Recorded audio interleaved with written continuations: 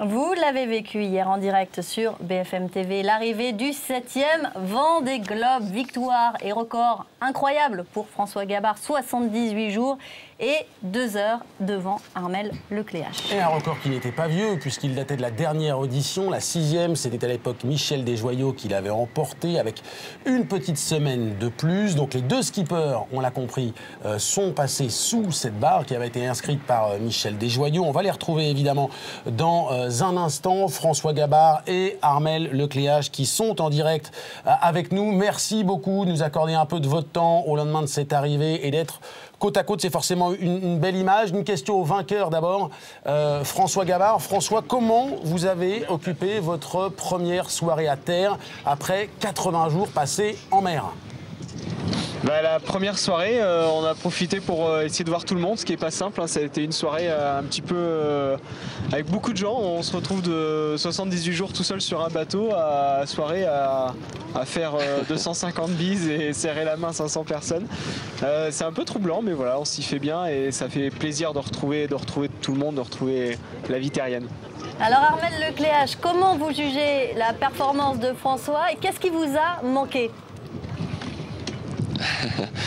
Déjà, un grand bravo à François encore. Hein. Il a magnifiquement gagné ce beau Vendée Globe.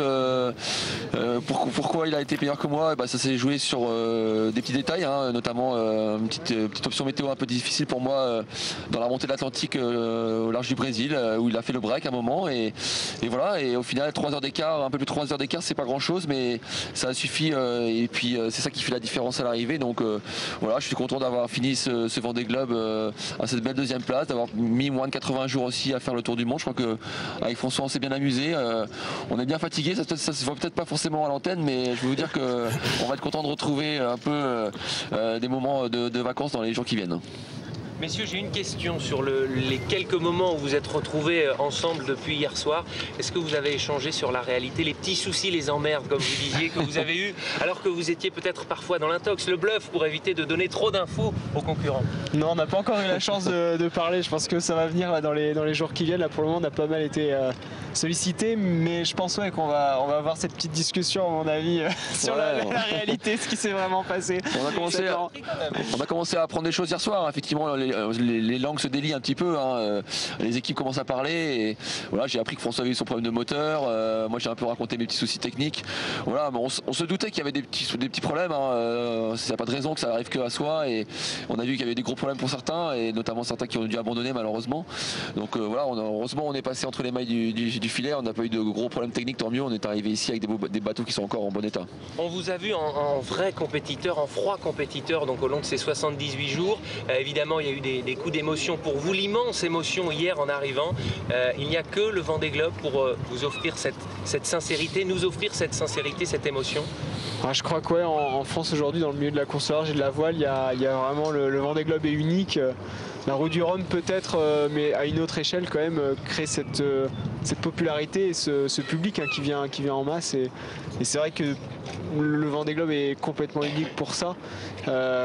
On navigue tout seul pendant si longtemps et puis on se retrouve au milieu de cette grande fête populaire et c'est vraiment un grand plaisir et c'est extraordinaire à vivre pour un marin, mais même tout simplement pour un homme, hein, dans la vie d'un homme. Je pense que c'est quelque chose de riche et de très précieux. Armelle, vous connaissiez vous l'arrivée dans le chenal déjà, mais là c'était vraiment particulier.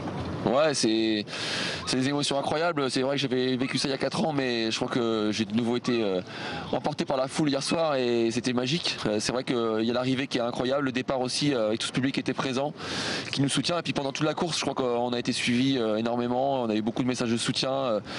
Voilà, c'était génial de savoir porté par tout le monde qui... Vous en rendiez compte pendant ou pas? On savait que c'était... Voilà, je me doutais qu'à terre il y avait beaucoup de monde qui suivait. En plus avec cette bagarre qu'on a fait avec François, ça alimentait un petit peu toute la presse et les gens qui suivaient la voile et c'était vraiment sympa. Et on savait qu'il y avait vraiment du monde. On se rend pas compte vraiment, mais on savait qu'il y avait du monde. Oh, il y a beaucoup de monde déjà derrière, hein, vous ne le voyez pas forcément pour l'instant.